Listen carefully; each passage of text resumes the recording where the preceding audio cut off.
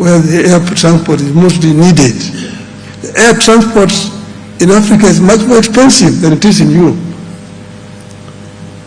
In Europe, they've got one European air traffic control. And once you've been cleared, you can just fly. You only inform the other countries that I'm overflying, and you have no problem. In Africa, you have to wait days to be given a clearance if you are trying to fly with your own aeroplane. The other time, I was trying to fly from Dar es Salaam to Niamey in Niger for a conference. I was holed up in Dar es Salaam in a hotel for 10 hours because you must get an overflight clearance over Uganda, DRC, Central African Republic, Cameroon, Nigeria, and Niger itself. At that time, I was going for the funeral of the president of Namibia. I was sitting in Nairobi at the airport for 3 hours to get clearance over Tanzania, DRC, Zambia, Botswana, and Namibia itself. So these are self-imposed restrictions on our continent. This is what we call the low-hanging fruits that you can harvest without a problem. But these are still there as a challenge. These are some of the problems that we were dealing with when I was there. And I would say that this remains a challenge that we need to deal with going forward. Then, in the continent, we have the youth. The youth is the biggest asset that we have in our continent.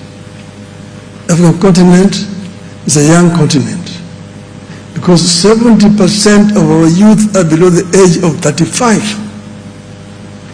This can be either an asset or it can also be a challenge. Because the youth, if they are not empowered, they become a drag on the economy. They become drug addicts. They become criminals. And they become a drag on the economy. But if they're empowered with skills,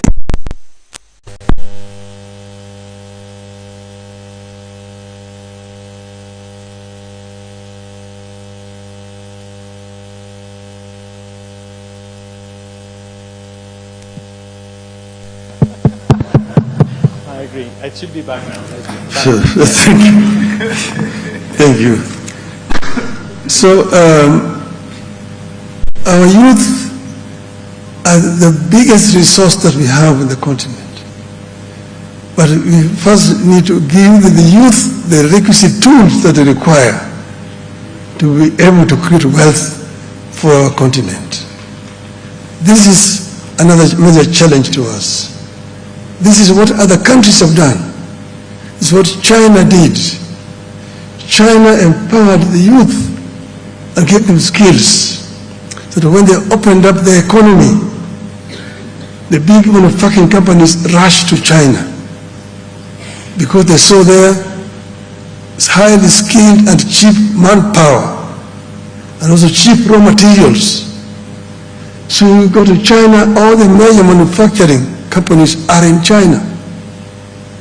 The automobile, Mercedes is there, BMW is there, Volkswagen is there, Peugeot is there, Citroën, Volvo, Ford, Toyota, Nissan, Hyundai, all of them are in China.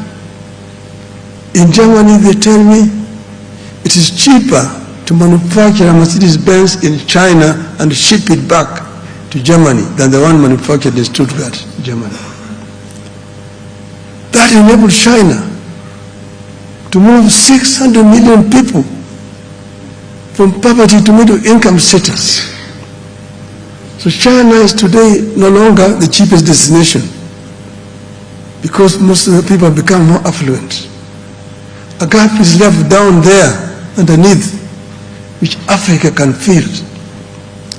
because China has the cheap raw materials, but those